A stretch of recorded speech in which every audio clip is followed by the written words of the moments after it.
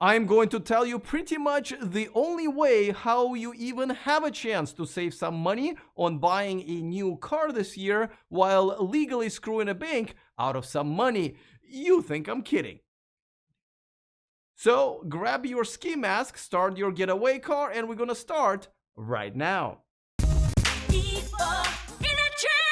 Welcome to E4 Electric. If you are interested in everything that's going on in the world of electric cars, click on that subscribe button and the bell notification icon so you don't miss anything moving forward. So if you've been living under the rock for the last year or so, though I hear it's nice down there, the cars, much like everything else, got very expensive. There is not enough chips, there is not enough batteries, there is not enough factory workers who don't have COVID or a better Amazon job. It is a mess. Some used cars are being sold at the same price that they've been bought for when new. That's right, there are people out there who bought a brand new car, drove it for a year, and then sold it for the exact same price. On top of that, the gas prices have hit all-time high and are very unlikely to come down anytime soon, making some people spend more money on gas than on their monthly car payments. So first, if you are buying a gas car, I would absolutely stop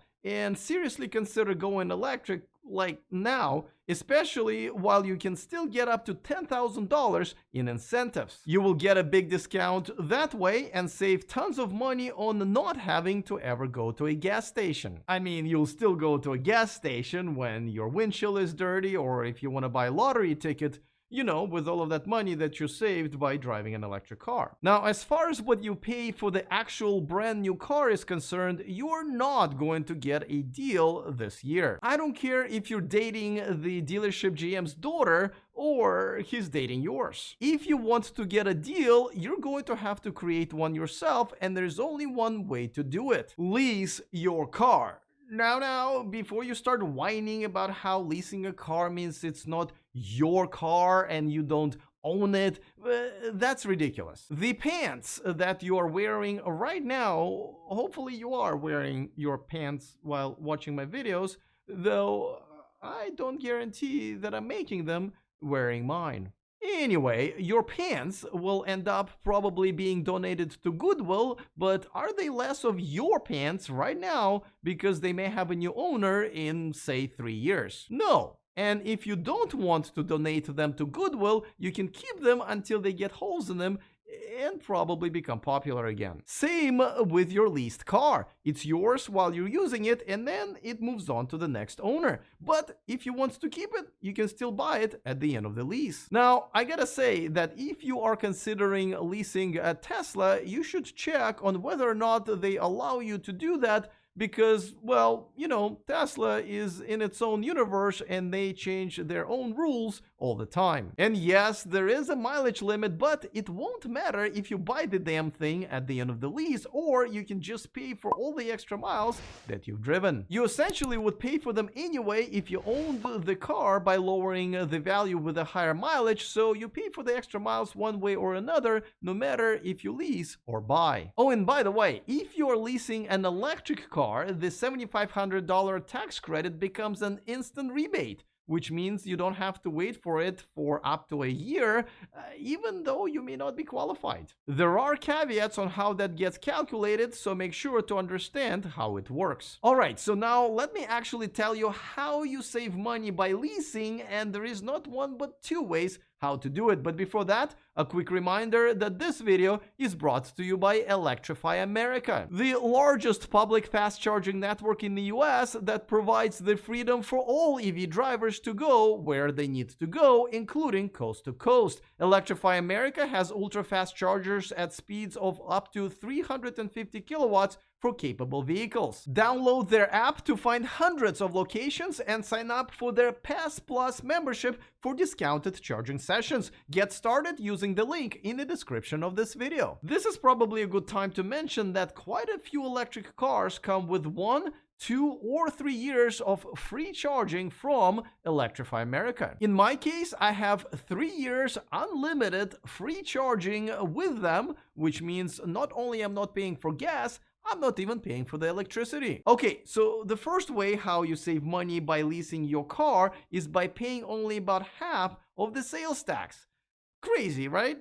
Well, actually, it makes sense because you're only paying the tax on the value of the car that you get out of it during the lease, which is typically around 50% over 3 years. So, boom, right there, depending on your local sales tax, you save a good chunk. Now, I could stop right here, tell you goodbye, and you're welcome for saving you all this money and head out to Chipotle for my daily chicken bowl, but I'm gonna stick around, and so should you, because this is the best part. So listen very carefully, because this is the only time when you get to screw a bank and not go to jail for it. This is the only legal way how you can win some money from your bank. You know, all the fees they've ever charged you for good and no good reason? Well, you can get all of that back and then some. So, here's how it works. When you lease a car, not only you agree on the price, you also agree on how much that car is going to be worth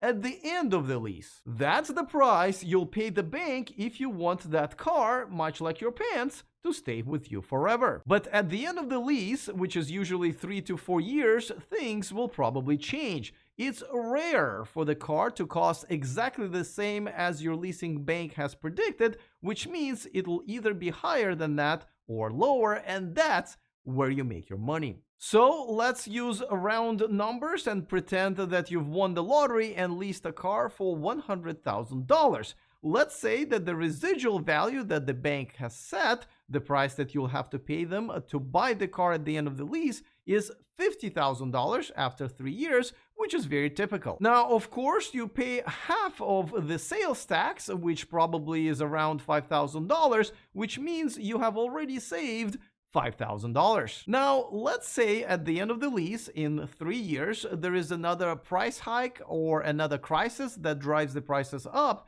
and the car is worth $55,000. Well, guess what? Your price is still $50,000, so you pay the bank $50,000, sell it for $55,000, and recover your $5,000. Now, I know we're doing something that Americans don't like to do, you know, math, but that's okay. That's why you got me and my calculator watch to do all of the heavy lifting. Now, let's say in 3 years, the economy tanks. Everything goes down, or this car is just not in as much demand as everybody thought it would be, and the market value of the car is only $45,000. Well, guess what? You get to rob the bank in broad daylight, and the best part, you walk away a free man.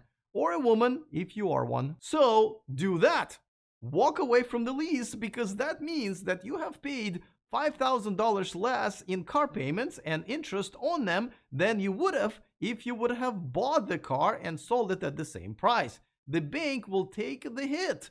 You win. But now comes the hard part, besides doing the math, which is, what are you going to do with all of this money that I saved you on the sales tax, incentives, gas, and, you know, the whole bank robbing thing?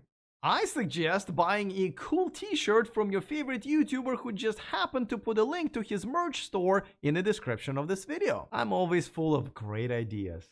Anyway, looking forward to all of your comments. Other than that, see you guys next time, and remember to stay charged.